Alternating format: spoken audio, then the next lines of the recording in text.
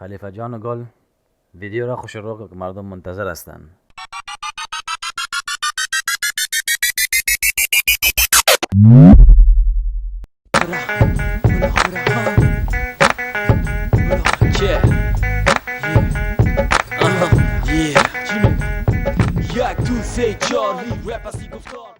دوستا خوش آمدین به ویدیو نو ما. امروز میخوایم که چه رقم میتونیم یک یو اس بی را بوتیبل جور کنیم. یعنی به ایمان اگر بخوایم که یک ویندوز اینستال کنیم، یو اس بی اگر داشته باشیم اون را میخوایم بوتیبل ویندوز رایت کنیم در اونا، میفهمیم سابق از طریق سی دی و دی وی دی و چیزا میتونستیم که رایت کنیم بوتیبل و بعدا رن کنیم و ویندوز خود اینستال کنیم یا هر اپراتینگ سیستم دیگه که هستن، اگر لینکس هستن و اگر مک هستن. حال زمانی یو اس بی دوستان، ما امروز براتون یاد میتونم که چطور میتونیم که بوتیبل رایت کنیم در یو اس بی.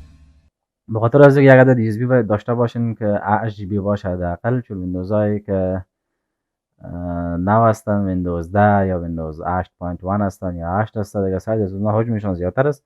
از این خاطر 8 جی بی حداقل یو اس بی باید داشته باشین. من یو اس بی 8 جی بی دارم، در سیستم پلاگین کرده میرم دیگه. امروز بهتون توسط 3 سافتور بهتون یاد میتونم چطور میتونین اینستال کنین. سافتور اولی ما که هست اوپن سورس نیست، یعنی به ایمان اگر ترایل میتونین رو استفاده کنین، مفت نیست، و رایگان نیست، رو باید بخرین. به نام UltraISO هستن. و دو سافتور بعدی ما که هست اینا اوپن سورس است. اولیش به نام روفوس است که مشهور از زیاد استفاده میشن، که هم از طریق از اینا میتونین شما میبخشین ویندوز و لینکس و مک هم میتونین اینستال کنین. و سافتور سوم ما به نام balenaEtcher هستن دیگه. میایم اینا را خیلی کار میکنیم. ما دوستا یک موضوع رو میخوایم یادآوری کنم که به خاطر از اینکه ویندوز شما رایت کنین باید آیسو ش داشته باشین. آیسو که از مخفف اینترنشنال استندارد ارگانایزیشن است. سافتور ما رو پکیج میکنه، جمع میکنه یک جای در یک فایل به نام آیسو، و از طریق آیسو باز میتونیم ما شما بوتیبل رایت کنیم میشه. یعنی بدون اپراتینگ سیستم اکثریت سافتورها که من یا رر میباشن یا آیسو میباشه. اینن مثل فایل های رر واره که یک جای میشه جمع میباشه یا زپ میباشه، آیسو هم به مو شکل است. ما ویندوز خود دانلود کردیم، بعد درایو خود میایم به سافتورز و بخش ویندوز ستاپس دیگه میبینیم به نام ویندوز 10 پرو آیسو دارم من، که داخل از یک فایل به نام آیسو داریم. من اینا رو کلوز میکنم و پروگرام خود رن میکنم به نام UltraISO. فعلا میخوایم continue to try، چون اینا باید بخریم. ما ترای میخوایم کنم و بعد از اینکه فایل پروگرام ما واسه شد، پروگرام UltraISO، در فایل باید بریم، اوپن باید کنیم، انتخاب کنیم فایل آیسو خودم در درایو سافتورز ویندوز ستاپس در ویندوز 10 پرو.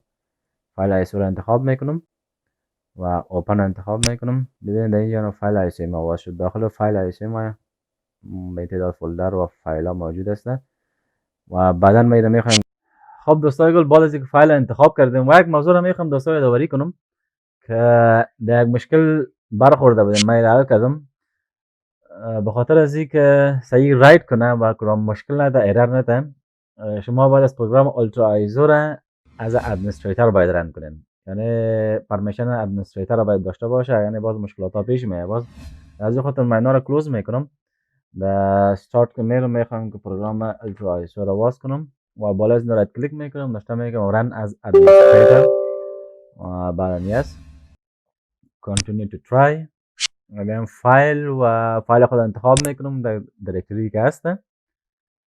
فایل ما در مای فایل من اینجا هست، خودش انتخاب میکنم و اوپن هم میگیرم.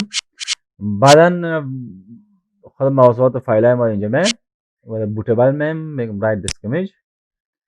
درایو من انتخاب کردم 15 جی بی کینگستان دیجی بکتریوم و بدون تغییر آپشن ما بالا رایت کلیک میکنم و اگر یو اس بی تان فرمت نشده است، یعنی دیتا دارم، میتونید شما از این فرمت کنین و یا از خود ویندوز یعنی از خود مای کامپیوتر هم میتونین. خود مای کامپیوتر میارم و بالا درایو رایت کلیک کنم و فرمت انتخاب میکنم، کویک فرمت و استارت اوکی انتخاب میکنم. میبینید که یو اس بی فرمت نشوه. فایل سیستمش هم جی گرفتیم. اوکی کلوز. بعدا در الترا ایسو میایم رایت انتخاب میکنیم. اینجا یک مسیج هم میاد، یک پرامپت وارنینگ نوشته میکنه که دیتا که داری کلش پاک میشه. ما یس انتخاب میکنم چون در ویندوز رایت میکنم. یس. و ببینید اینجا مسیجاش در بالا نشان میده براتون. preparing data express بود و ببینیم که تا کدام حد پیش میریم. پروسس ما شروع میشه و در پایین میتونین در این وقت مکمل پروسس سعی کنین چقدر وقت گرفته و چند فیصد پیش رفته و چقدر وقت دیگه مانده.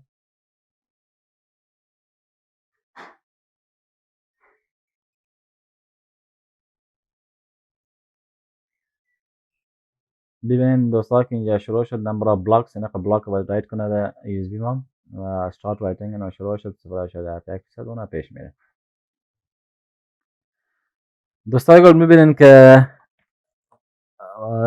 موفقانه رایت شد یو اس بی ما بان سکسسفول. و حالا اگر میایم درایو آواز میکنم ببینید در اینجا اون ویندوز ما رایت شده بوتیبل هست. اینا میتونم در لپتاپ یا دسکتاپ رقم سیستم که دارم یو اس بی خود پرتم و از یو اس بی بوت کنم ویندوز ما انستال میشه. انستالیشن ویندوز میمونه بعدا میتونیم ما شما انستال کنیم.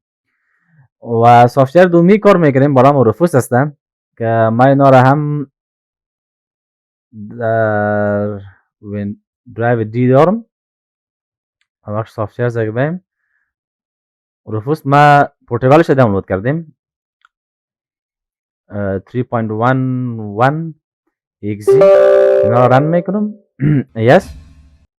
روفوس دوستا خوبیش هست که اوپن سورس از مفت است. پیشتر براتون یادآوری کردم و از طریق ازش شما میتونید مک، لینکس و ویندوز هر سه پلتفرم یعنی انستال کنید. شما بوتیبل شروع کنید. میبخشین اگر اینجا میرین دوستا میبینید بخش دیوایس خود انتخاب میکنم 16 جی بی یو اس بی که داشتم و دسک و ایسو ایمیج میخوایم. اینجا ما ایسو تا انتخاب باید کنیم. اینا را کلیک میکنم و من در بخش سلکت کلیک میکنم.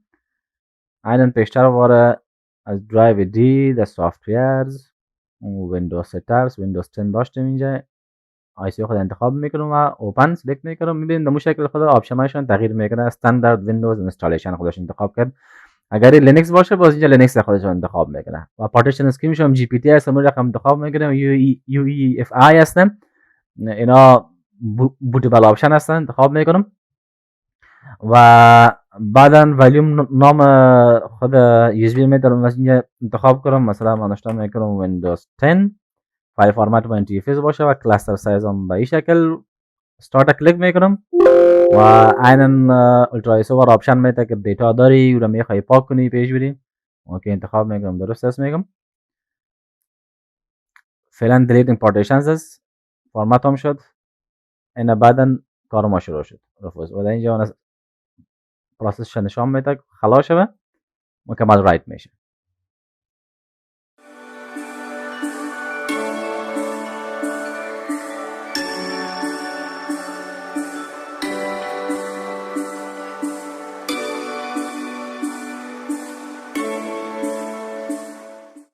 خب دوستان میبینین که bootable رایت شد. You have just created a media that uses the UEFI-NTFS bootloader و مکمل رایت شد. کلوز میکنم و پایین میبینین که آپشن ریدیر نشان میده و دیوایس فایل. من بعدا میتونم میره اگر از درایو میرم هم چک میکنم. ببینید اینجا بنام ویندوز 10 و داخل از این فایل هم مکمل رایت شده. و دوستان لینک سافتور رو در دیسکریپشن براتون مهیا میسازم. میشه با شما اینجا برین دانلود کنین. سافتور سیومی ما از به نام balenaEtcher اینا رو رن میکنم و اینا هم اوپن سورس است. خوبی از این است که گرافیک مودش یعنی وان کلیک سولوشن است. مثل روفوس واره یکم متفاوت تر است. از این خاطر که دونا باز آپشن ها رو شما خود ما تعیین میکنیم. اینجا تنها سلکت فایل میکنم و تارگت انتخاب میکنم و پیش میره خودش. ببینید اینجا اینا رو رن کردم و فلش فرام فایل انتخاب میکنم. عیناً پیشتر واره میم از درایو خود بعد از فایل ایسو خود انتخاب کنیم.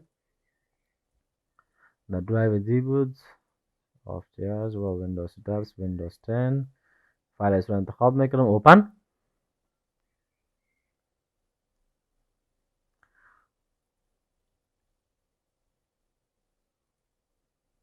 کانتینیو انتخاب میکنم. نمیفهم چرا درک مسیج داد فایل بوتیبل نیست. خب من یک سلکت تارگت انتخاب میکنم و یو اس بی ما در اینجا لیست کردن، کینگستان دی تی مایکرو یو اس بی 3 انتخاب میکنم و سلکت، بعدا فلش و ایاس انتخاب میکنم. ببینید دوستا که استارتینگ شروع میشه، یعنی خاطر که یک ایرر مسیج داد برای ما. یک لحظه وقت هم میگیره اون شروع شد. استارت 0.20 هست، اما تقریبا 9 دقیقه وقت هم میگیره و 10 MB در یک ثانیه رایت کرده میره.